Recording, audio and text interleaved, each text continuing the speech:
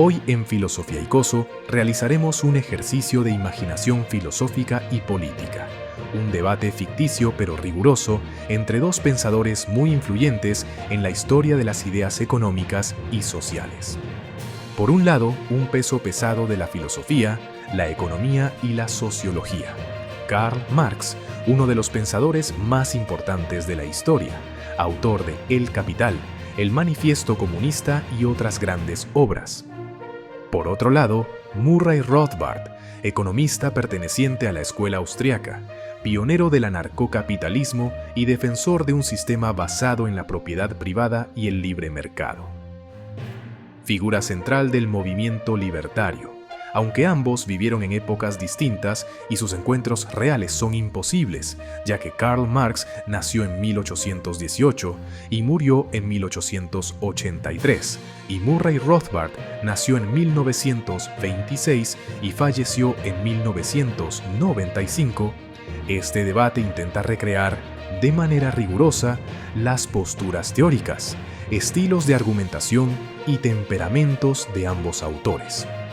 Exploraremos su visión sobre temas como economía, Estado, ética y libertad, con el objetivo de contrastar paradigmas y reflexionar sobre su relevancia actual. No te lo pierdas.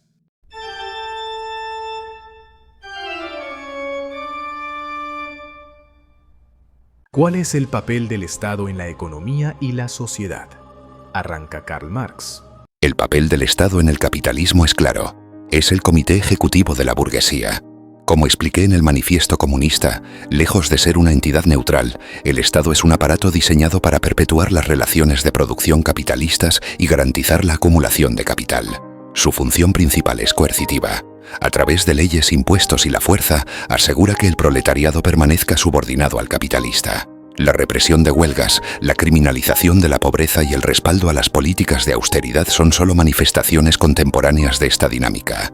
Sin embargo, el Estado no opera de forma aislada. Como detallé en El Capital, es parte de la superestructura que refleja y reproduce las relaciones de producción de la base económica. Esto se vincula con el concepto de fetichismo de la mercancía. En el capitalismo, las relaciones sociales se enmascaran como relaciones entre cosas. El Estado perpetúa este fetichismo al legitimarse como una institución autónoma, cuando en realidad es una herramienta para proteger la propiedad privada y mantener las condiciones de explotación. El fetichismo de la mercancía no solo distorsiona cómo percibimos la economía, sino que también influye en la forma en que el Estado interviene en la vida cotidiana.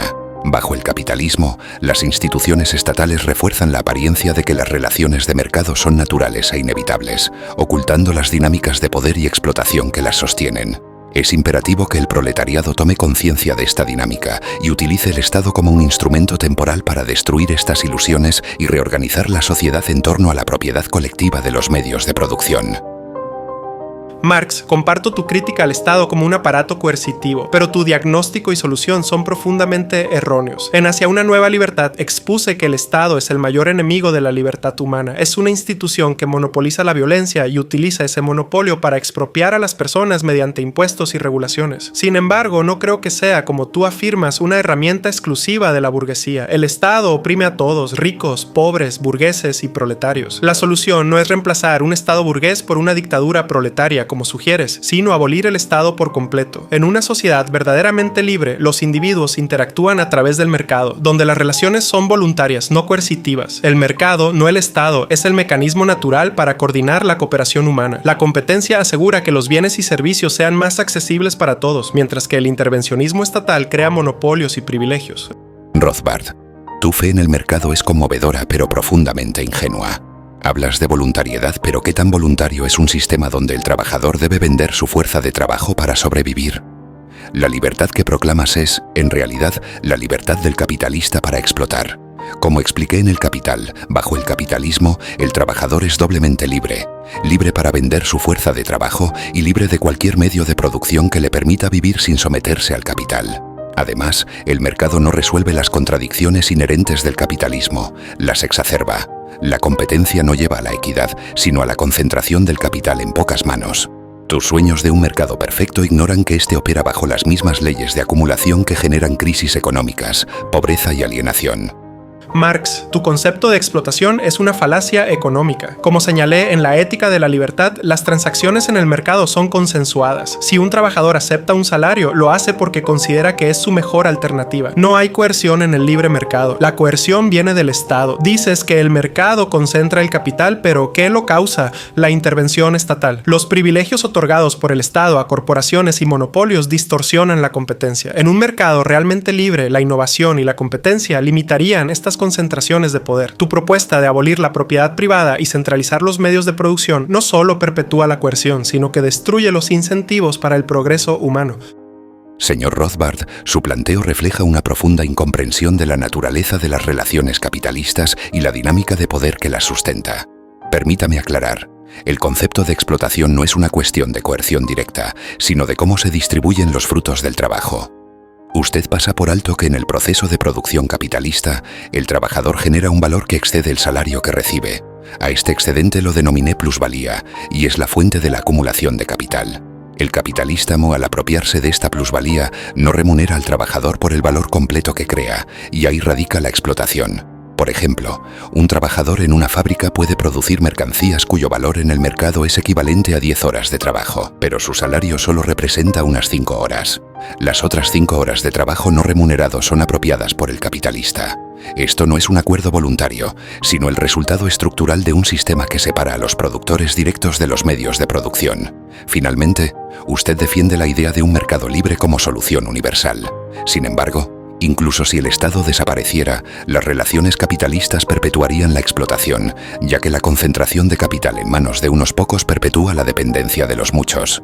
Como señalé en el Manifiesto Comunista, el capitalista no puede existir sin constantemente revolucionar los instrumentos de producción, y con ellos las relaciones de producción.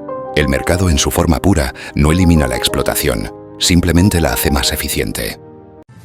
¿Qué sistema económico es más ético?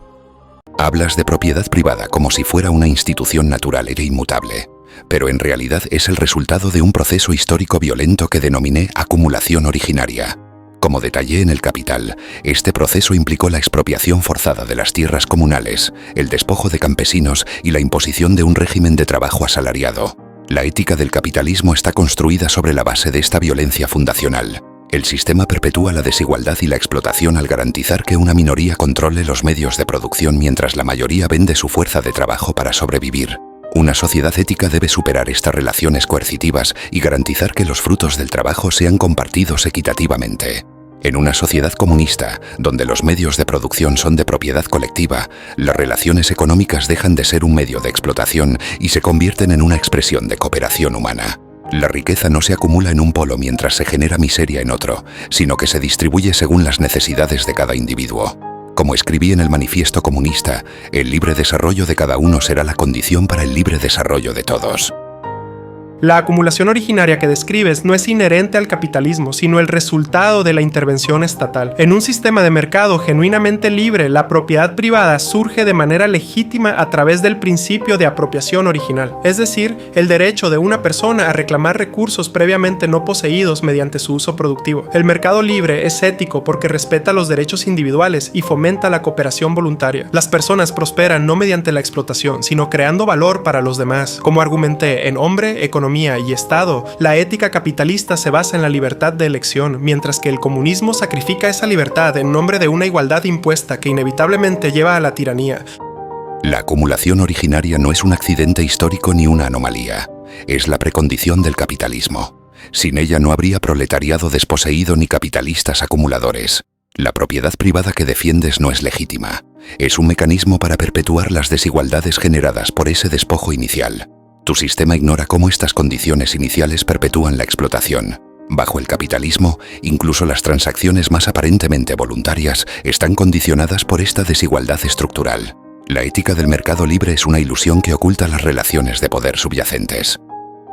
Tu enfoque histórico es interesante, pero culpar al capitalismo moderno por los abusos del pasado es una falacia. El libre mercado no necesita una acumulación originaria basada en la violencia. Puede surgir y prosperar a partir de intercambios voluntarios. La verdadera fuente de explotación es el Estado, no el mercado. En una sociedad sin coerción estatal, cada individuo tiene la oportunidad de prosperar según su mérito y esfuerzo. Pasemos a la propiedad privada.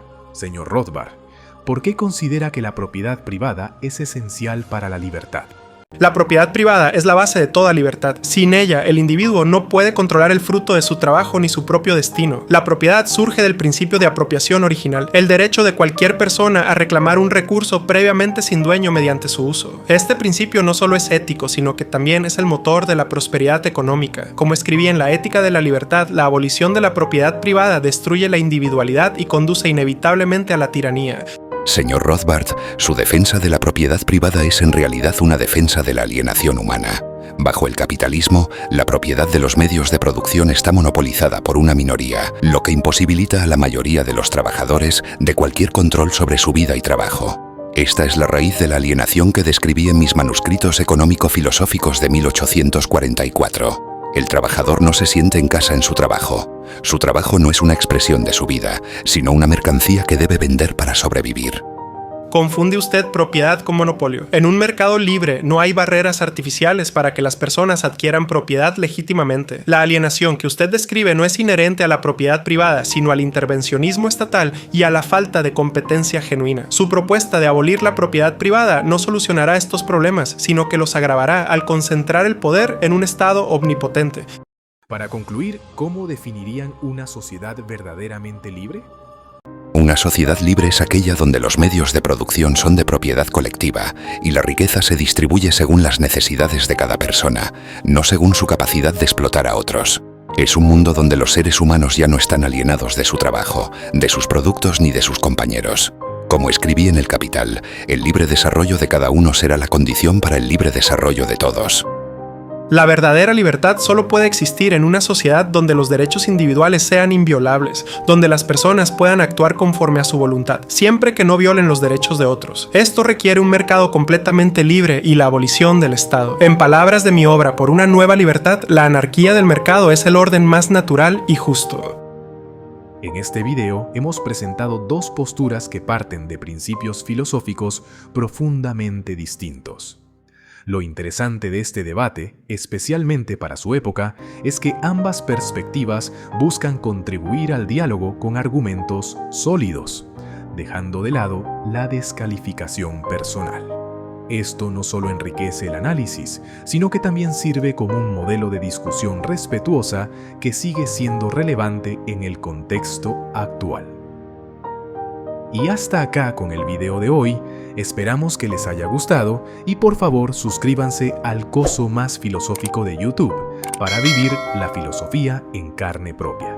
Bye.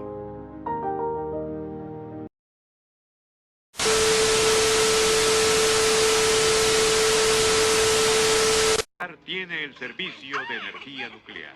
Sé lo que piensa, pero no nos preocupa, porque sabemos que la energía nuclear es segura. De hecho, queremos pensar de ella como nuestra vecina amiga. Pero recuerden, nuestra amiga no puede existir sin subsidios del gobierno.